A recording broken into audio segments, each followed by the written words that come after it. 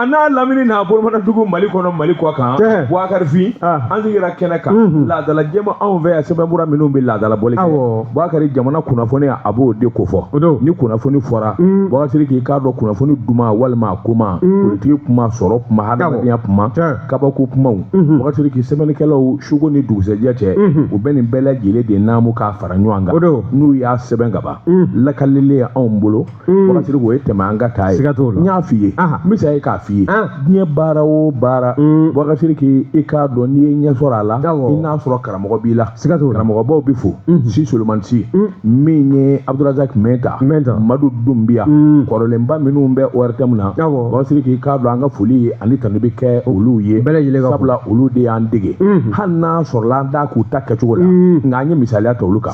baara kɛcogo sɔgɔmada in na Sylvie Vartan ale bi jaw la Boubacar k'i min ye nɛgɛw ye fiɲɛ tulukala k'a naamu min ye ADS ye ale dalen bɛ sisan a ka dilan k'a baara k'a lamɛn o sababu ye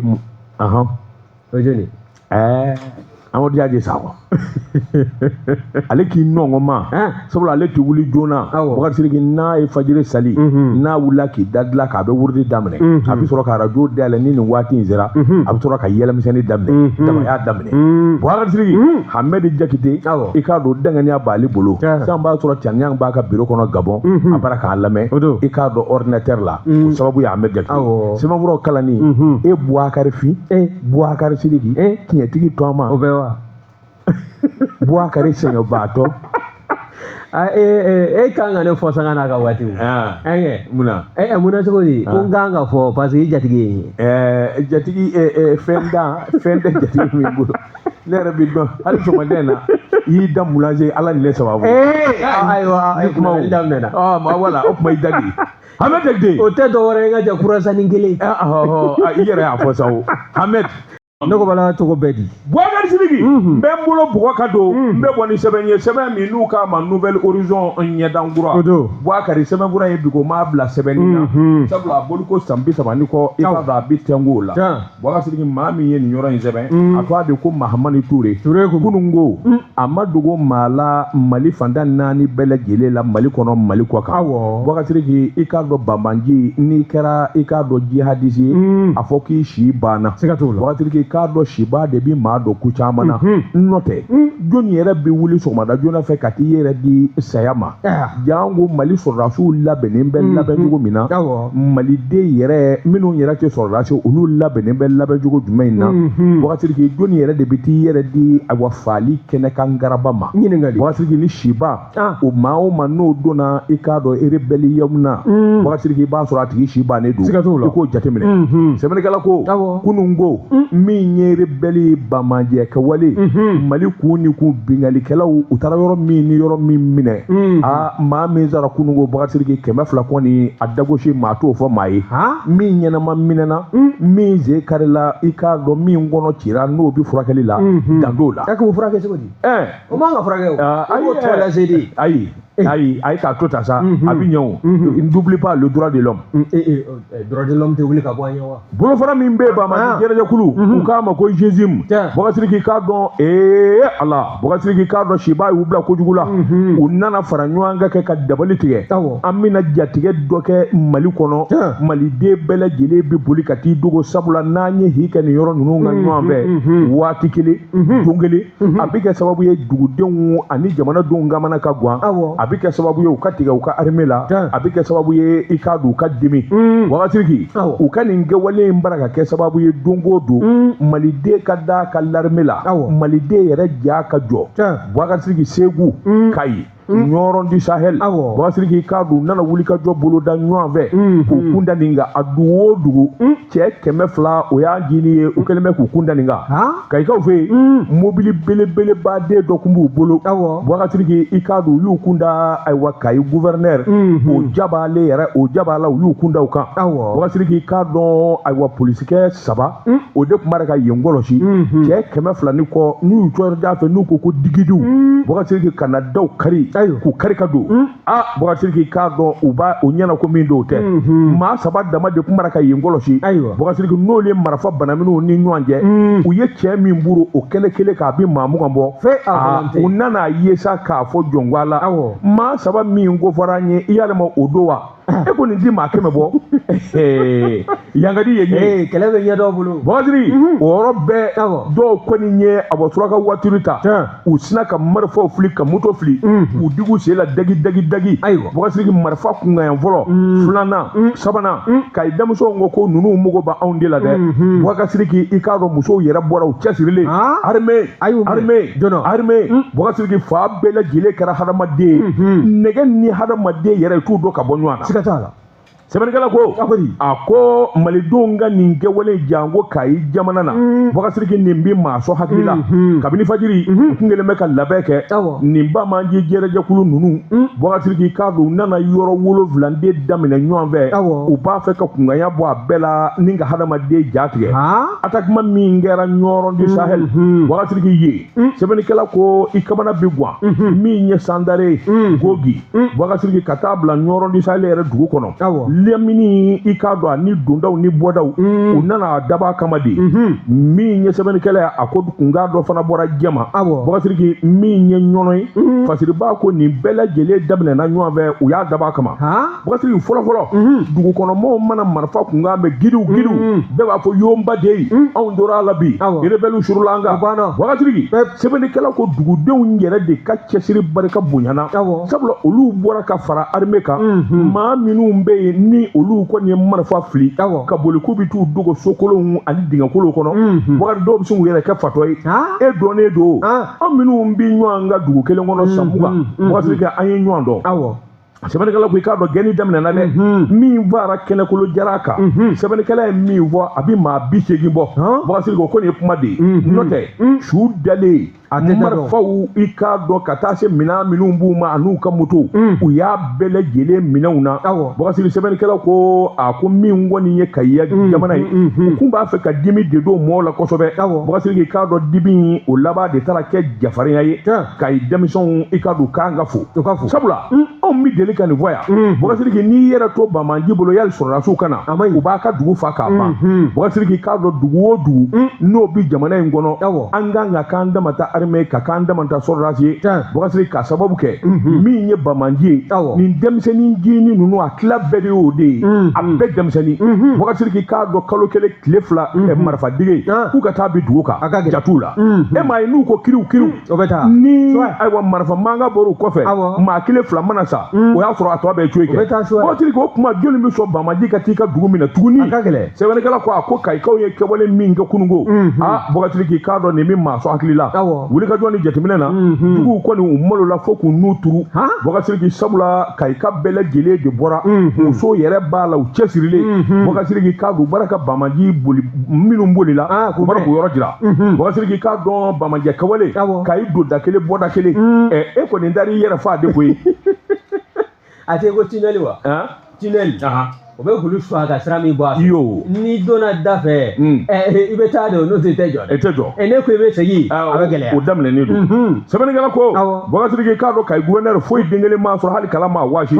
ko bannen kɔfɛ sa u sɔrɔla ka tabalen gosi Bougazelli k'a jira k'a fɔ Kayi couvre-feu bɛ yen i k'a dɔn heure dɔ bɛ ka taa se heure dɔ ma kalo 1 bɔɲɔgɔnko u bɛn'o kɛ a kun de ye ka wolomali kɛ ni ka kow sɛnsɛn Boubacar Kayikaw ni faso jɔ Kayikaw i k'a dɔn ni cɛsiri sɔrɔdasikuluw ye wulikajɔ min kɛ dugawu ni awa minɛn min dalen don ka d'u ma Bougazelli k'i jɔ ko a la a nɔ yira Tamanjɔrɔ fɔ ɲɛmaa ka kɔrɔfɔ tɛ nin a nalen ka bɔ Irisi la ɲininkali min kɛra a nana kɛ jumɛn i m'a daminɛ e bɛ to k'i yɛrɛ fili bin walahi ne t'a dɔn o tuma e tɛ Mali télé lajɛ wa a nana ɲininkali minnu dala ka sɛmɛ na o jaabiw senfɛ a ko minɛn minnu b'an bolo ko minɛn dɔw de bɛ jira ko dɔw tɛ jira ko kɛlɛ fɛɛrɛ dɔw y'o ye mais Asimu ka nin ko in ye jumɛn ye de e bɛ se ka na ka bɔ Irisi i mɛ n wele k'i sara na k'i wele cogo di a t'a to a kun saralen la wa ne ko i ma i bɛ fɛ k'i yɛrɛ don ko kɔnɔ i tɛ don koyi n den de don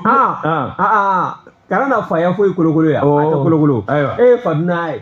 Ayiwa o tuma monsieur le président sisan monsieur le président i sara daba la nin kun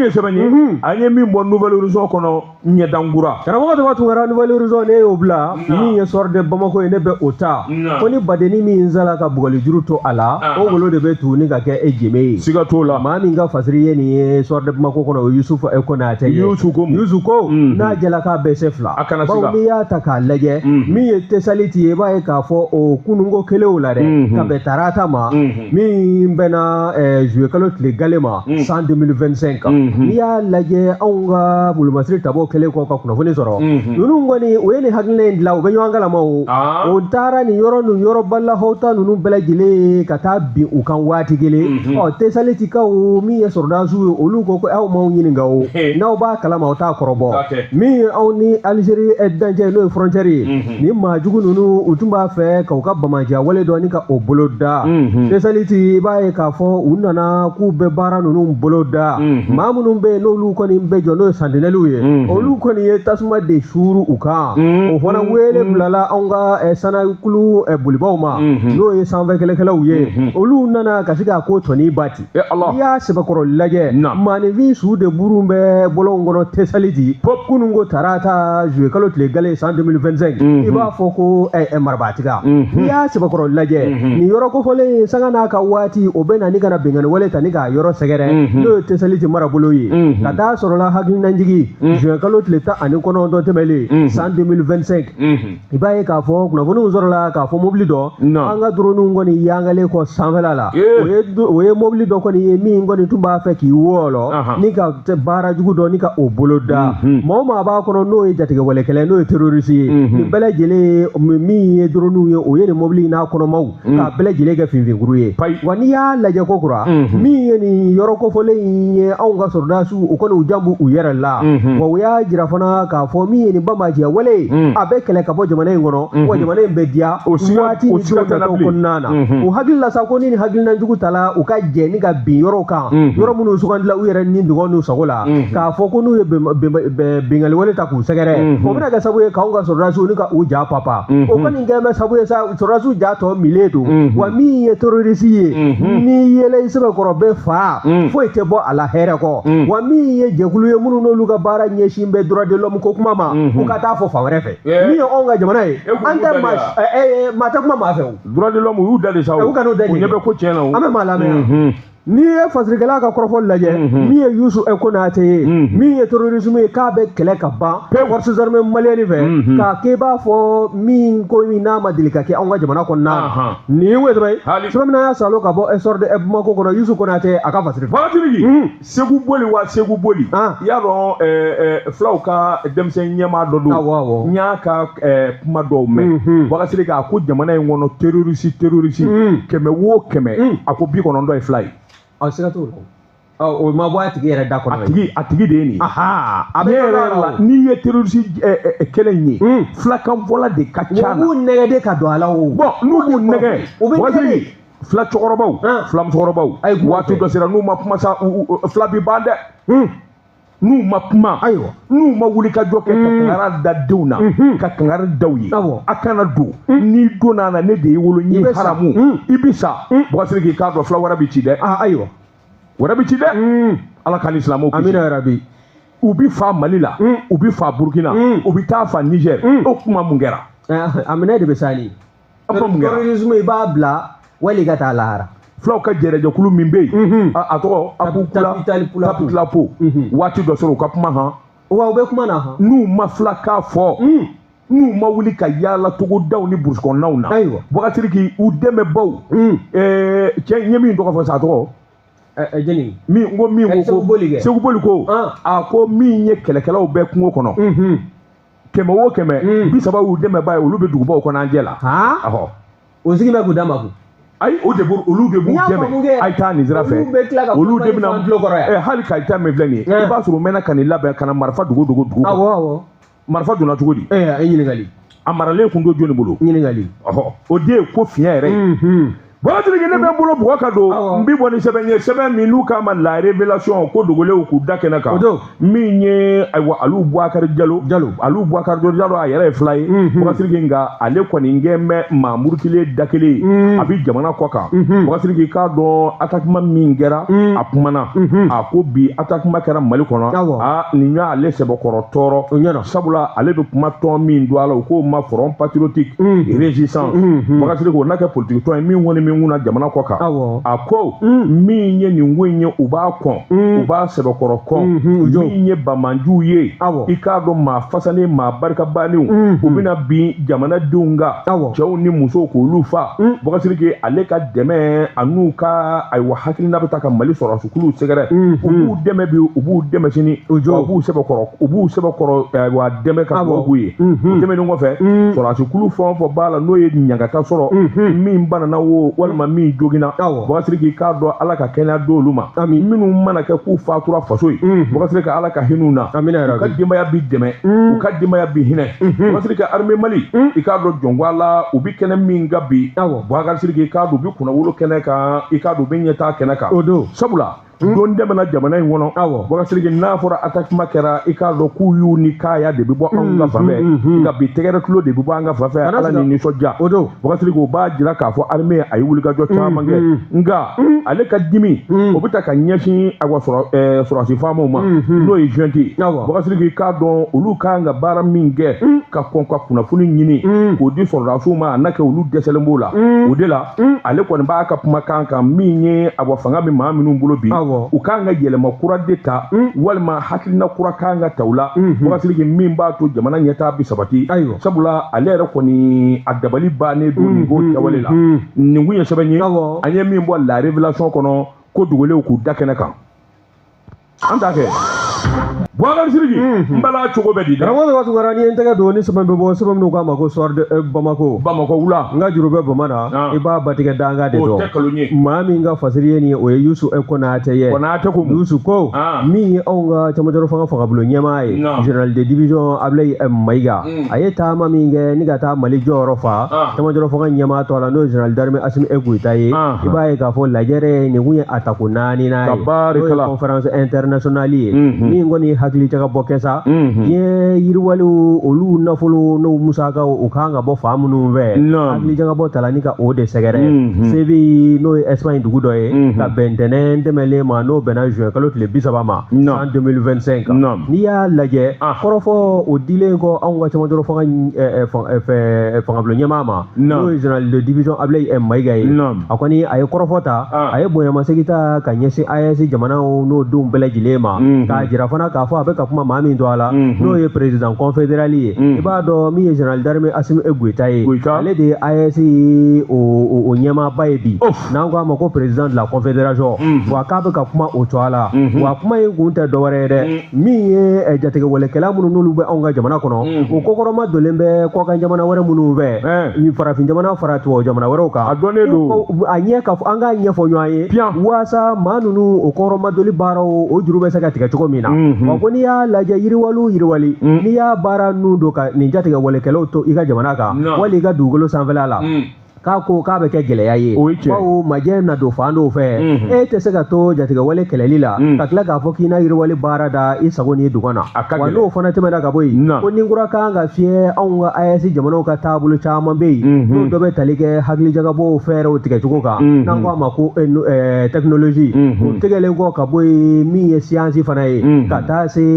transformation agricole ma an ka sɛnɛfɛnw bamayɛlɛmali min ye usine ko ye olu bɛ se ka don bala cogo n'an ko a ma ko industrialisation fo ka taa se transition énergétique ma o tɛ dɔwɛrɛ ye dɛ an ka bɔ gasoiliw ni pétrole kow la ka se ka tile ninnu bamayɛlɛma k'an nafana bɔ o la o fɛɛrɛw kan ka tigɛ ni machine minnu ye ani machine minnu fana kan ko o tile la bamayɛlɛmali minɛnw ni ka o dilan o hakilinaw de kan ka na anw ka farafinna babolo in kan yan waasa an ka se ka nafaba sɔrɔ a la wa n'i y'a lajɛ fana a y'a jira k'a fɔ hakilina fɔlɔfɔlɔ min n'o bɛ AES jamanaw na o de ye anw yɛrɛ k'an damana banki sigi n'an k'a ma ko banque IAS n'i ye a lajɛ nafolomugu min bɛna ta ka bila a kɔnɔ sefo wari miliyari 500 o miliyari 500 n'i y'o lajɛ dollar wari la o bɛ bɛn dollar wari miliyari 1 de ma ko wa ko baara min filɛ nin ye baara kuma ni degu n'o bɛ IAS jamana 3 da la wari in bɛna ta ka bila banque in kɔnɔ k'o kuma ma k'o de ɲɛnabɔ wa min ye anw jamana 3 kungilenna ye hakilina minnu bɛ anw ka jamanadenw na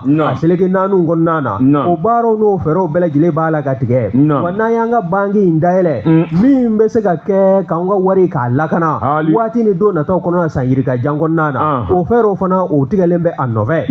nin ye o ye sɛbɛn n'an y'a salo ka bɔ histoire de Bamako kɔnɔ Yusu Konate a ka fasiri n bi bɔ ni sɛbɛn ye sɛbɛn min n'u k'a ma la révélation ko dogolenw k'u da kɛnɛ kan a bolo ko siɲɛ 600 bi 9 ani siɲɛ 2 Amadu Tijani ni Dansɔgɔ nin y'a ka fasiri Amadu ko a k'i k'a dɔn ayiwa tɔgɔ dɔ bɛ munumunu salo la AZR AEE POR EPC Ouagatirigi ni nin wɔra nin bɛ sɔrɔ bolo ani cakɛdaw de ko fɔ kumaw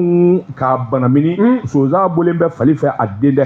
réseaux sociaux tiɲɛ dɔw kunnafoni di sira teliman do nka a bɛna ni tiɲɛni caman ye nkalon ni namara ni k'a mamu Ouagatirigi a k'i k'a dɔn kuma tiɲɛ ye min ye a fili kɔrɔ Tijani Dansɔgɔ ko a ko kunnafoni di siraw ani sɛbɛnfura caman y'a jira Ouagatirigi i k'a dɔn awa affaire agence sénégalaise électrification rurale Ouagatirigi k'a fɔ k'a toit dan bɛ AE POR EPC Ouagatirigi k'a dɔn toit dɔw bi fɔ a la f'a ɲɛ ka ɲini ka ɲɛfɔli kɛ sabula min ye an ka jamana den dɔ ye banna don min don a ye ko Seydou Kane i k'a dɔn ko nin kelen bɛ ka nkalon mamu ka namara mamu f'a tiɲɛ yɛrɛ de ye nin ye Seydou Kane dun a ko a tɛ jɛ n'a ye sabula a ka kunnafoni dilaw ani a wasaratigiw wulilen bɛ k'a ko ɲɛɲini kosɛbɛ ko ɲɛ nana dɔn ŋunuŋunu min bɛ senna k'a ɲɛfɔ faamuyali ka na Ouagatirigi k'a dɔn toit tiɲɛ don sabula a fɔra ko Seydou Kane a toit de bɛ i k'a dɔn nin kuranko in na Sénégal jamana kan a wari kasabi ka ca kosɛbɛ Ouagatirigi a ko nkalon ale tɛ sabula min ye nin baara ninnu ye a n'ale kan ka wulikajɔ minnu kɛ u dɔnnen don Ouagatirigi i k'a dɔn communiqué in bɔra PDG consortium international travaux publics Ouagatirigi a ka nɔ n'i taara Gabon i n'o ye kosɛbɛ a ka baaraw i n'o ye kosɛbɛ a ka wulikajɔ i n'o ye kosɛbɛ a ko nka min ni fɛn fɔra min ni tiɲɛ bɔlen don n'i ma wulikajɔ kɛ a laban o laban Ouagatirigi i k'a dɔn nkalon bɛ taa i da i la Seydou Kane ani Seydou Kane kelen tɛ Seydou Kane tɔgɔ dɔ de bɛ awa Sénégali o de toit de bara ka fɔ o bi sɛbɛn SAIDOU ale dun Sayidu o ye Sayidu ye ale ye Seydou daw yɛlɛma cogo tɛ k'a bɛɛ ye Seydou ye ni a ye Seydou tɛ dɛ ayi non n'a fɔra fɔcogo tɛ kelen ani Seydou merci Ouagatirigi Seydou Kane o ye maa ye min n'ale tɛ kelen ye u tɔgɔ sɛbɛncogo tɛ kelen ye Ouagatirigi k'a dɔn kuma in mana fɔ ka ban mɔgɔw b'a banamini ni ka k'a ka anw ka Seydou Kane ye min bɛ Gabon i k'a dɔn min wolola Madina Alaheri a n'o cɛ ka jan i ko jɛgɛjalan ni baji o kuma kunnafoni k'a lase bɛɛ ma maa fila toit don nka kelenw tɛ Ouagatirigi sabula cɛ fila in n'i y'u ta k'u lajɛ nin balolen don bɛɛ b'a dɔn a bɛ yɔrɔ min o ye Gabon ye a ka wulikajɔ a n'a bɛ nafa minnu kɛ farafinna kɔnɔ yan olu dɔnnen don dɔ in kɔni Seydou Kane tɔgɔ in Ouagatirigi k'a dɔn maa don min dɔn tɛ i y'a dɔn ko dumanw mana na walima kabako kow mana na maa minnu dɔnnen don i b'a ye k'a fɔ olu toit de bɛ se ka fɔ ten Ouagatirigi o kuma k'a fɔ diɲɛ bɛɛ ye a ka jɛya wɔlɔfɔ k'a faamu filajɛ k'a faamu Mali yɛrɛ k'a faamu anw ka Seydou Kane Ouagatirigi min ni ɲumanya caman bi diɲɛ na banna don fɛntigi don Ouagatirigi i k'a dɔn a bɛ wulikajɔ dilan i k'a dɔn immobilier agroalimentaire pétrole ko a bɛ nin baara k'a nisɔnjɔw a sigi jabala ye Gabon jamana ye a bɛ waati jan bɔ Ouagatirigi don kelen da kelen i k'a dɔn nin k'olu k'ala kuma ninnu ma da nɔfɛ a bangena Madina Alaheri anw fɛ yan Ɲɔrɔn du Sahel Seydou Kane min n'a to a bi fɔ Ouagatirigi a ma ɲin'a faso ko min ye Madina Alaheri n'i taara yen a na k'i ɲɛna k'i bɛ Bamakɔ i k'a dɔn ACI kɔnɔ a ye wulikajɔ minnu kɛ lɔkɔli ko dɔgɔtɔrɔso ko ka jibondo sigi hinɛ ni makari min dalen b'a bolo k'a faso sɛgɛrɛ Ouagatirigi k'a dɔn o tɔgɔ tɛ ka taa don nin kulubu kalabaku la nin kun ye sɛbɛn ye Amadu Tijani Dansɔgɔ ka fasiri don an ye min bɔ la révélation kɔnɔ ko dogolew k'u da kɛnɛ kan. Karamɔgɔ tɔgɔ tun wɛrɛ la révélation an bɛ u fo ka fara fasirili jɛkulu ɲɛmaayaso maa bɛɛ lajɛlen kan. Ni ye n tɛgɛ don ni sɛbɛn bɛ bɔ sɛbɛn minnu k'a ma ko le Hokon. Le Hokon Tijani Bamajo nin y'a ka fasiri ye. Banbaajo. A ko k'an ka taasibila kɛ ka ɲɛsin an ka diinɛ cɛbaw ani musoba minnu n'olu ye wɔsiji bɔ masa Ramani ye. N'i y'a ta k'a lajɛ jɛkulu min bɛ yen n'a bɛ wele ko association Haibawur Rasul. N'i y'a lajɛ olu kɔni u ye hakili jagabɔ kɛnɛ sigi ka tila ka taasibila hakilinaw ta k'o sigi sen kan maa 200 bɔ ɲɔgɔn kɔ olu de kɔni taara sa ziyara ni ka o fari da. N'i y'a lajɛ ziyara in kɔni u faralen kɔ ɲɔgɔn kan a kɛnɛ a kɔni a fɔlɔ sigila Bamakɔ kɔnɔna na yan ka taa se Fana ma fo ka taa kuncɛ Segu jamana kan. N'i y'a sɛbɛkɔrɔ lajɛ association yɛrɛ ɲɛmaa n'o ye Haibawur Rasul ye a ɲɛmaa o de Alhaji Seyidu Maliki Jalo ye. Seyidu Maliki Jalo a kɔni y'a jira a ka maaw na sa sibiri tɛmɛlen n'o bɛnna juin kalo tile 28 ma san 2025 nin ye hakilina ye n'o ye ziyara in ye nin y'a ta ko segin n'a ye o kɔni kɛn bɛ k'a kɛ laada ye sanga n'a ka waati san o san ka se ka hakilinaw ni k'a sigi sen kan taasibila minnu n'o bɛ taama ka taa bɔ banbaatɔ walima forow ye o kɔni u yɛrɛ ka taabolo kan n'o ye tariki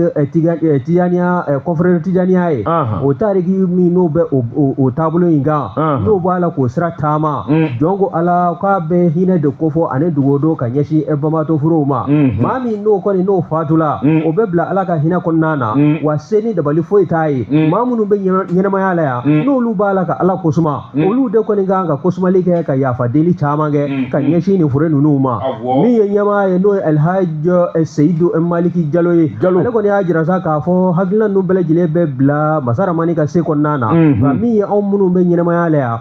an ka ɲɔgɔn jɔyɔrɔ dɔn wa min ye ala ko fana ye an k'o sɛbɛkɔrɔ kɛ an seko ni an damajira la wa n'i y'a lajɛ baara in daminɛlen kɔ o kɔni u y'u kunda yɔrɔ fɔlɔfɔlɔ min ka Bamakɔ yan n'o ye Faaba ye o de ye Banankabugu ye o bɛ sigida 6nan o kɔnɔna na o taara se maa min kaburu ma ni ka t'o lajura o de ye Mohamed Lamine Baba Dramé ye ale fana lakodɔn bɛ a ye ala ko kɔni ta a tɛgɛ fila la ka seko n'a damajira ni ka o kɛ a la wa n'o fana bɔla yen o k'u o bɔlen kɔ Banankabugu la u taara yɔrɔ min na o de ye Fana ye Fana n'an sela ye i b'a ye k'a fɔ min ye Alhaji Muhammad Zaki Kulubali ye ale fana ale y'a seko n'a damajira kɛ diinɛ in na a silamɛ diinɛ bɛ se ka yanga cogo min na maaninfinw bɛ se ka wele ka na diinɛ ma cogo min na a rasulu taabolo minnu tun b'a la n'o ye sunaw ye min ye wulibaliw ye n'o bɛ diinɛ in kɔnɔna na an bɛ se k'an sen da o sen da nɔ na cogo min na ka se k'o baaraw bɛɛ lajɛlen timɛ ka se a hakɛ la baaraw kɔni da la ka ɲɛsin a fana dayɔrɔ laban ma n'o ye Alhaji Muhammad Zaki Kulubali ye Fana kɔnɔna na ka dogodɔn kɛ wa kɛnɛ belebele fana labɛnna nin taamakɛla ninnu ye u ka sigi ni ka diinɛ ko ni ka amana kɛnɛ kɔnɔna na i b'a ye k'a fɔ min ye Musa Tarawele ye ale y'a jira k'a fɔ ale kɔni sa o sa ale bɛ ye taama in na wa ale tɛ salaya bawo min ye ziyara ye n'i taamana ka taa bɔ i ka banbaatɔ fure ye janko maa o maa bɛ yen kɔni ko ala kɔni y'a jira sa k'a fɔ o ye maaba ye o kɔni e kan ka taama k'u kaburu sɛgɛrɛ dogo dogo b'i bolo ka se ka ala yafa deli a ka hɛrɛ kɛ da banbaatɔ in ye wa min ye e min bɛ taama na dugukolo sanfɛla la e fana ka se ka i kɔ ka se ka sabati min ye laban ɲɛ ye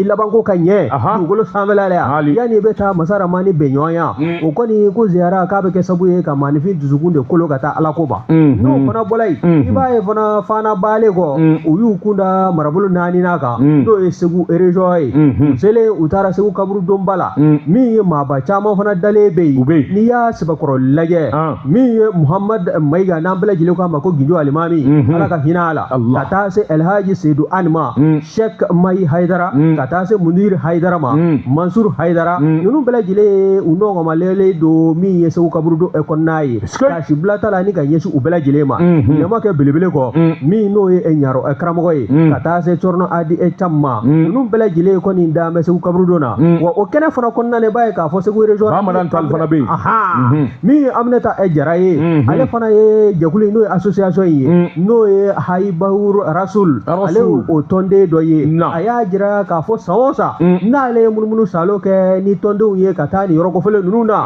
a kɔni a bɛ fɛn min ɲini ala fɛ yanni san bɛ yɛlɛma a ko bɛɛ lajɛlen ala b'a bɛɛ lajɛlen sabati nin ye wesɔ ye sɛbɛn min y'a salo ka bɔ le Hokon kɔnɔna na Tijani Bamajo a ka fasiri don Bɔgɔtigi Segu kaburu don Bɔgɔtigi k'a dɔn maaba caman dalen bɛ yen Bɔgɔtigi k'a dɔn Jeli musokɔrɔba in dalen bɛ yen Jeli Maja Kuyate ba cɛmɔgɔ bɛ yen ba Saliyan bɛ yen Hamari Allah nin kaburu don in kɛra ɲɛtɔ ye sa Allahu akbar Allahu akbar nin bɛɛ la an tɛ sabali sabali bɛ na o bɛ ne dɔn wa ne de ye nin ye saya mana na a b'i salo ka taa ni ye ten suɛ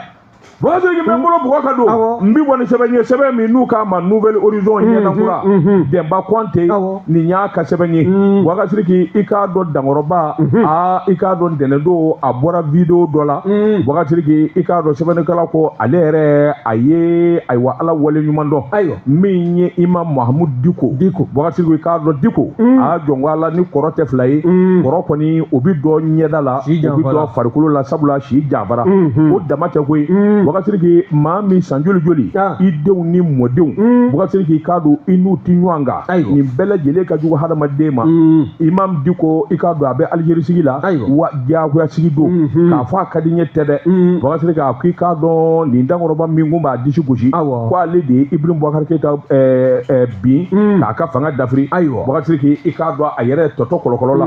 sɛbɛnnikɛla ko o bɛ dɔn kumacogo la a bɛ dɔn farikolo la a ye bɔli min kɛ a ma politique o kuma fɔ koyi Bɔgɔtigi a bɔra de ye ni ka dugawu don kɛ i k'a dɔn a jɛɲɔgɔn a n'a ka misiri dunge dɔ bɛ yen min dɔn a ye ko Sheikh Alhaji Baba Mangane Alhaji Baba Mangane Diko ko a ko a y'a ka fatuli mɛn hali n'a ti yan Bɔgɔtigi i k'a dɔn a bɛ dugawu don kɛ ka ɲɛsin i k'a dɔn Alhaji Baba Mangane ma sabula ale b'o sɛbɛntiya ale min kun ye Badilabugu misiri alimami ye san 40 Baba Mangane ka misiri dungeya a n'a ka silamɛya a n'a ka silamɛw ka dɛmɛ ani wuli ka jɔ Bɔgɔtigi ale bɛ se k'o sariya sabula misali ale kɔfɛ Bɔgɔtigi k'a dɔn Imam Diko jɔ ko a la sɛbɛnnikɛla ko i k'a dɔn Haut Conseil président a y'o kɛ a ye janjo caman kɛ jamana in kɔnɔ Bɔgɔtigi k'a dɔn kɔrɔ ka namandi Dankɔrɔba in yɛrɛ ale de kɛra sababu ye min ye coordination des mouvements association sympathisant Imam Diko n'u k'a ma SEMAS ale de kɛra sababu ye k'o sigi sen kan o yɛrɛ y'o da kolonjira bi k'a filenkolon di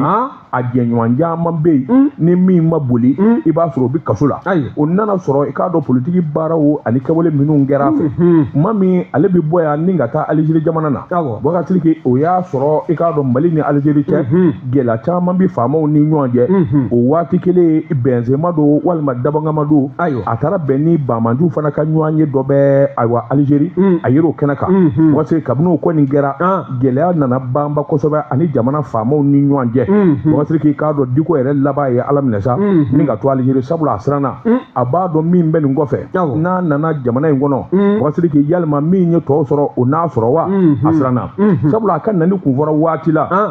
labɛnba dɔ kun kɛra i k'a dɔn a kanibaa dɔw fɛ ko mɔɔw ka bɔ ka taa kunbɛn n ye ɲininka ayiwa Bamakɔ pankuruji kɛnɛ na Bɔgɔtigi k'a don jamana fa bɛɛ lajɛlen kɛra polisiw ye lakanabaaw ye fa bɛɛ lajɛlen minɛ o kamalen yɛrɛ min ye Dawuda Magasa ye e ko a yɛrɛ ma gɛlɛyanin sɔrɔ ka bɛn a don ma wa hali n'a sɔrɔla i k'a dɔn ko laban nana walawala o kɛra sababu ye a ka ayiwa a ka nani k'a bolo kan an bɛ don min na ko bi maa si digilen tɛ jamana in kɔnɔ min bɛ se k'a fɔ ko ayiwa Diko bɛna nin don in walima a nani bɛn kelen don a kan maa si den kelen tɛ k'o fɔ Bɔgɔtigi i k'a dɔn ko gɛlɛyara a bolo bi fo k'a fɔ k'a to ten n'o tɛ don dɛmɛna jamana in kɔnɔ san 2020 ninnu Bɔgɔtigi ka a donnama in ma i k'a dɔn Diko kun ye maa ye jamana in kɔnɔ min n'a bɛ tɛmɛ a tɛ dogo sabula a yɛrɛ tun bɛ kuma Bɔgɔtigi k'a dɔn a yɛrɛ tun bɛ waso Ibrahim Boubacar Keita o ka fanga binni ale yɛrɛ de kɛra sababu ye k'o kɛ a yɛrɛ da de kun bɛ to ka nin fɔ an bɛ don min na ko bi Bɔgɔtigi mɔɔw kɔni siranna sa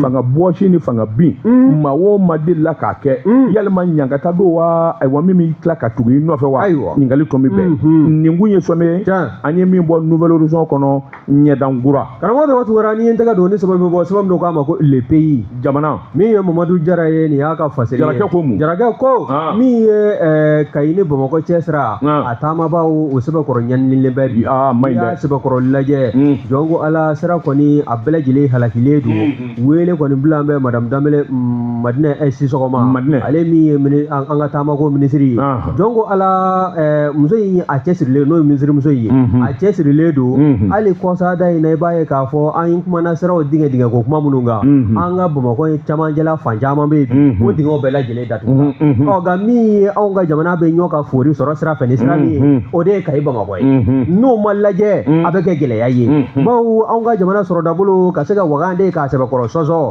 dumunifɛnw ka don ka taa ka bɔ Bamakɔ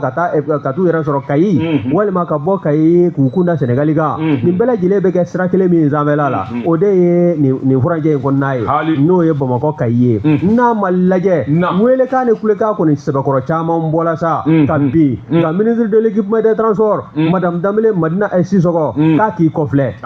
kɔsada in na min ye sira in yɛrɛ taamabaa dɔ ye maa bɛ se k'a fɔ sira dunge don n'ale ye mobiliba boli chauffeur dɔ ye a kɔni a ye video kɛ o video in a kɛn bɛ k'a jira sa k'a fɔ min ye anw ka nin furancɛ sira taamali ye jɔn ko ala min ye binganikɛlaw ye olu bɛ u yɛrɛ la ko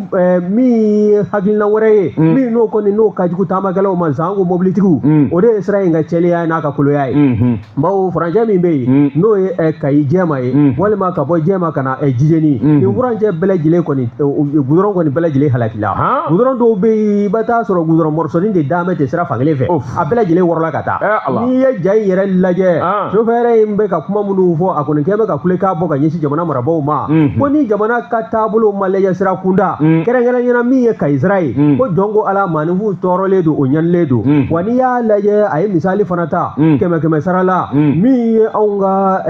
dadumunifɛn minnu bɛ na anw ka jamana kɔnɔna na walima an yɛrɛ bɛ bɔ n'an taa minnu ye ka taa Sɛnɛgali ka tɛmɛ Kayi fɛ i b'a ye k'a fɔ kɛmɛ sara la u bɛ bɛn 70 de ma o 70 o bɛɛ lajɛlen bɛ sira in de dilan taama n'o sira tiɲɛna dun maaninfinw ko mobiliw n'o ye chauffeur ye mobili bolilaw olu wajibiyalen de don k'u to sira sanfɛla la fan dɔw fɛ n'u bɛ taa Kayi o bɛ bɔ sira camancɛ de la sanni ka ŋaɲa kɔnɔna minɛ waasa mobili a suspension bɛ se ka kisi cogo min na n'o tɛ n'i y'i tulo gɛlɛya ka to ka boli nin sira kan kuma dɔ la i bɛ taa sɔrɔ mobili ninnu caman da b'u kɛrɛ kan a accident fanba k'o de ye sira ka koloya ye n'a ma lajɛ donc ala kɛn bɛ gɛlɛya ye Madina a lajɛ sa ayiwa sira ko ni terrain ko yanni Kayi cɛ gɛlɛya in b'o den nɔfɛ an filɛ dɛ an bɛ ka kulekan de bɔ madame Danbele Madina Sisɔkɔ ministre de l'équipement des transports k'a ka Kayi sira lajɛ Kayi sira dɔrɔn tɛ dɛ ka Kayi sira o ka kɛ priorité sira caman bɛ yen bi o bɛɛ lajɛlen cɛlen don awɔ tiɲɛ don a kɔni a b'a la ka caman dilan a bi dɔ kɛ o nka min ye Kayi ta in ye anw ka jamana sɔrɔ dabolo a marchandise de bɛ don yen fɛ a caman bɛ bɔ Kayi sira in fɛ n'a ma lajɛ a kɛn bɛ gɛlɛya ye nin ye sɛbɛ sɛbɛ min y'a sama ka bɔ le pays kɔnɔ Mamadu Jara a ka fasiri karamɔgɔ Dɔgɔ Tunkara ne ko bala cogo bɛɛ di Batiriki n bɛ bolo bugɔ ka don n bɛ bɔ ni sɛbɛn ye sɛbɛn min n'u k'a ma l'informateur kunnafonitigi a boli ko siɲɛ 770 ani siɲɛ 8 maa min y'a sɛbɛn Batiriki n'a bɔ dibila k'a f'i ye Jakarija sa nɔgɔ don Batiriki nin y'a siɲɛ 90 ani siɲɛ 2 ye commission politique générale OMD n'o fɔra a bi diɲɛsɛgɛ naani douanier jɛrɛjɛkuluw ka jɛkulu de ko fɔ Mali de ye ɲɛmaa ye ɲɛmaaya in kalifalen don inspecteur général Amadu Konate Batiriki u ka nin ɲɔgɔn ye 92 in i k'a dɔn a kunjɛra Batiriki i k'a dɔn OMD n'i y'o mɛn min ye a bonya n'a karama bɛ Mali bolo juma tɛmɛnen juin kalo tile 27 Bruxelles jamana na n'o ye Belgique ye ɲɛmaa dangan n'o ye an ka directeur ba ye inspecteur général Amadu Konate Batiriki i k'a dɔn dankɔrɔba ka wuli ka jɔ a n'a bɛ ko ɲɛdɔn jɛnsɛn naani tɔnbaw u ka munumunu sa olu ni ɲɔgɔn cɛ a bɛ min dɔn u la ale de kɛra sababu ye Batiriki i k'a dɔn a ka kuma n'a ka wuli ka jɔ Nigeria Batiriki k'a dɔn ka ta ka bila commission politique générale a ɲɛmaaya la o kɛra tabarikala ye sabula farafinna bɛɛ lajɛlen bɛ disi gosi n'Amadu Konate ye Batiriki an bɛ don min na ko bi nin baara ninnu kunjɛli ni a ɲɛmaaya taara ka di farafinna ma ala ni Mali ka cɛdenw sababu o b'a jira k'a fɔ jɔyɔrɔba de bɛ farafinna an bɛ don min na ko bi jɛnsɛn naani tɔnbaw u ka wulikajɔw ni ɲɛtaw la dɔnniyaw b'an fɛ yan maa kalandenw b'an fɛ yan minnu bɛ kodɔn o b'an fɛ yan Batiriki nin tanu in ani ni bonya bɛ di douanier ma sabula u ka directeur général min ye Simbo ye Amadu Konate Batiriki Amadu Konate a barika ko in a b'a fɛ ka minɛn sanni de ye minɛn sanni k'a bila dɛ ne m'a dɔn ni n'a taara retraite la don o don min bɛna bila a nɔ na ne m'a dɔn o b'a kɛ cogo min o fo ka baara de ka tɛmɛ ale il met la barre très haut a tɛ mɔgɔw ɲɛkɔrɔ fa dɛ Konate il a mis la barre haut nin mun ye sɛbɛn ye an ye min bɔ informateur kɔnɔ kuna politiki karamɔgɔ tɔgɔ tugara l'informateur an bɛ u fo ne tɛgɛ don ni sɛbɛn bɛ bɔ sɛbɛn min ko a ma ko Soleil Hebdo Soleil Hebdo o kuma bɛ fɛn min kan bi o de ye k'u ka kalan ta ni ka ɲɛsin maa minnu ka baara bɛn bɛ jɛgɛ mara ma jɛgɛ kabi a bɛ a ɲinini k'a bila basɛnw kɔnɔna na k'u lamɔ n'u u lamɔna k'u kwa u bɛ se ka taa u yɛrɛ sɔrɔ an ka baaramanw kɔnɔ cogo min na o baaraw n'o fɛɛrɛw tigɛ bɛ jɛkulu min fɛ olu kɔni kalan de ta la ni ka ɲɛsin u ma n'i y'a sɛbɛkɔrɔ lajɛ barama kɔnɔ jɛgɛ mɔni barama a ye miɲɛ ka bɔ min ye alliance productive min ni ale kɔni n'o ye jɛkulu belebele ye projet ni a bɛ interprofession poisson kofɔ ani projet de restauration des terres dégradées an ko a ma ko PRTD o kɔni ye Banque mondiale ka baarakɛminɛn ye min nafolo bɛ bɔ Banque mondiale yɛrɛ kunna nka min anw ka dugukolo a bɛ se ka bila an daya la cogo min na ka se ka dugukolo k'a lajɔ k'a kɛ fɛn ye fɛn min n'an bɛ se k'a tɔnɔ bɔ min ye ni PRTD ale ka baara ɲɛsin bɛ o ma baara in n'o ye tile dama tile duuru kalan in ye ka ɲɛsin jɛgɛ baarakɛlaw ma a tile duuru senfɛ i b'a ye k'a fɔ min ye coopérative maa 161 ye olu kɔni de bɛna kalan bɛna ta ni ka ɲɛsin u ma waasa jɛgɛ labaarali ko ɲuman k'a minɛ jɛgɛ kabi a ɲinini k'a lamɔ walima minnu ka baara bɛn b'a wusuli ma yan'a bɛ se an ka jɔafɛw kɔnɔna na u baara ninnu bɛɛ lajɛlen kan ka fɛɛrɛ tigɛ cogo minnu na ani dɛmɛ min kan ka ta ni ka ɲɛsin u ma i b'a ye k'a fɔ nin kalan ne y'o ye nin tile duuru kalan ye a bɛ na ɲɛsin o de ma nka n'i ye interprofession poisson o ɲɛmaaba n'o ye Cheikh Jawure Mayiga ye ale y'a jira kunungo kɛnɛ in dayɛlɛlen tɔla k'a jira k'a fɔ min ye nin jɛkuluw ye n'an k'o ma ko coopérative ka taa se groupement ma ko kalan min bɛna ta ka ɲɛsin u ma k'a kalan a nafolo bɛna bɔ Banque mondiale de kunna o kaɲi wa Banque mondiale ale fana kɛlen bɛ k'i wakulu kɛ min ye k'i jigi da o kan o ye an ka sigida lakanali o ministre so ye n'an k'a ma ko ministère de l'environnement de l'assainissement du développement durable wa min ye direction nationale de la pêche fana ye ale fana ɲin don bɛ ko in na waasa ko in a baaraw bɛɛ lajɛlen bɛ se ka latile cogo min na k'a minɛ Kayi fo ka se Mopti ma i b'a ye k'a fɔ o marabolo kɔnɔna na min ye kala ye o maaw bɛɛ lajɛlen welelen don nin kɛnɛ kɔnɔna na nin tile duuru kɔnɔna na waasa kala a bɛ se ka kɛ nafa ye ka se ka tila k'a kɛ sɛbɛ belebele ye min ye interprofession ɲɛmaa ka kɔrɔfɔ ye n'o ye Cheikh Jawure Mayiga ye a ko min an bɛ don min de ko bi farafinna gungana na ko Maraku jamana k'o de lakodɔn bɛ jɛgɛ baara hakika o baaraw bolodali la k'u taara yen fana ka taa munumunu salo boloda ye n'an k'a ma ko voyage d'étude ka se ka taa Maraku maa minnu ka baara bɛn bɛ jɛgɛ labaarali ma ka u la kumaɲɔgɔnya u ka gundo ka taa se u ka kalanbolow ma k'o sɔrɔ ni ka segin n'o ye ka na anw ka jamana kɔnɔna na waasa an ka jamanadenw fana olu ka baara minnu ka baara bɛn bɛ jɛgɛko ma u ka se ka a tɔnɔ ni ka se ka a bɔ n'o fana bɔla yen i b'a ye fana k'a fɔ min ye projet de restauration des terres dégradées o ɲɛmaaba n'o y'a coordinateur ye Madu Jalo ale fana y'a jira sa k'a fɔ nin hakilina in ka ta jɔn ko ala ko kɔni k'a bɛna kulukulu furancɛ min kɔnɔna na a bɛ san 8 bɔɲɔgɔnko bɔ o san 8 kɔnɔna na nafolomugu min n'o kan ka don a la o bɛ t'i jɔ sefo wari miliyari 9 na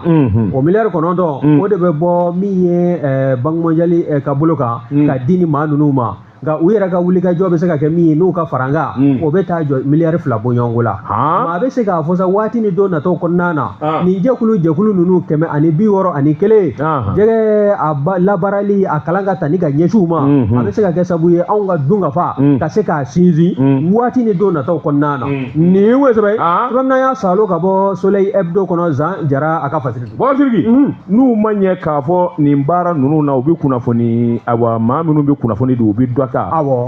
n bɛ min conseiller u ye u k'a kɛ sori ye sori de Moti sori de Moti tu le connais non le journaliste la sori de Moti u k'a k'ale ye ɲininka ko mun na sa e fana tɛ kuma jadon maa na ni Sewuka ye kuma ba fɔ ta i b'a ɲininka de mun na e y'a to a fɔ ka da kun bɛɛ kan sori de Moti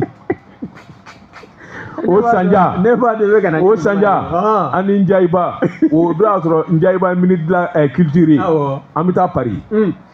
an bɛ air France kɔnɔ an dafali n b'a f'i ye a kɔni tɛ yɔrɔ gomana fiyewu tubabumuso nana sɛbɛnninw d'a ma surafana duguma selen a sɛbɛnnen don ko sɛ walima jɛgɛ poisson ou poulet donc a nan'o d'a ma i bɛ min fɛ i b'o cocher o tuma o bɛ n'o servir ma o sera ne ma min kɛ ne ko poisson ne n'ale de sigilen kun ɲɔgɔn kɛrɛfɛ ne n'ale sigilen kun don ɲɔgɔn kɛrɛfɛ ale kun birilen kun don ne ko sori muso fana k'i ɲininka ko poulet ou poisson a ko poisson muso y'i kɔ dɔn k'a bɛ taa ko pardon madame ne kamana ganna a bɛna min fɔ tuguni a ko madame ko s'il vous plaît ko c'est du poisson d'eau douce o ye poisson d'eau chaude de ko pardon ko c'est bajɛgɛ de ko don a b'a fɛ k'o de fɔ ni bajɛgɛ don walima kwaji jɛgɛ don ko madame ko pardon c'est du poisson d'eau douce mais ne ye sori lajɛ k'a ye moti ka don an bi avion de kɔnɔ sagaba 7 da ka na jɛgɛ ko kuma bɛ yen jɛgɛ ko kuma bɛ yen poisson d'eau douce ko ma bɛna taa ye k'aw to avion kɔnɔ ko aw y'o jɛgɛ c'est à dire ne miiri janyana quoi mais ko ne yɛlɛla fo avion bolila nana ko muso bɛ yan quoi c'est à dire que ni ne ye sori lajɛ ka a ka ɲininkali cogo la k'a dɔn moti ka don kɔrɔ n'a ka vɛsi walahi mais ne yɛlɛla ka yɛlɛ fo avion f'u de farala ɲɔgɔn kan ko mais ko mun kɛra a b'u kɔrɔ ko ne kunkolo tiɲɛna ko c'est du poisson d'eau douce mira sori les îles Amadou Azalia sori de moti ko kɛra ko ye waati n'a ka waati ma se bi ta an b'a bila yan waati dafara anw m'an ko kɛ nakɔ kɔlɔni kɔ ye min ni ala sɔnna a ma sini an b'i ye kɛnɛ ka sɛnkuraw bi bɔ ka n'olu lakali Sylvie Vartan ale tun bɛ jaw la min ya Hamɛdi Jakite i k'a dɔn fiɲɛ tulukala naamu tun b'ale bolo sɛbɛnkuraw kalani Bouakari Fin Bouakari Siriki tiɲɛtigi to an ma Bouakari Pasa o ye n dancogo ye ni jama dungara a bɛ baara ɲɛna wa salam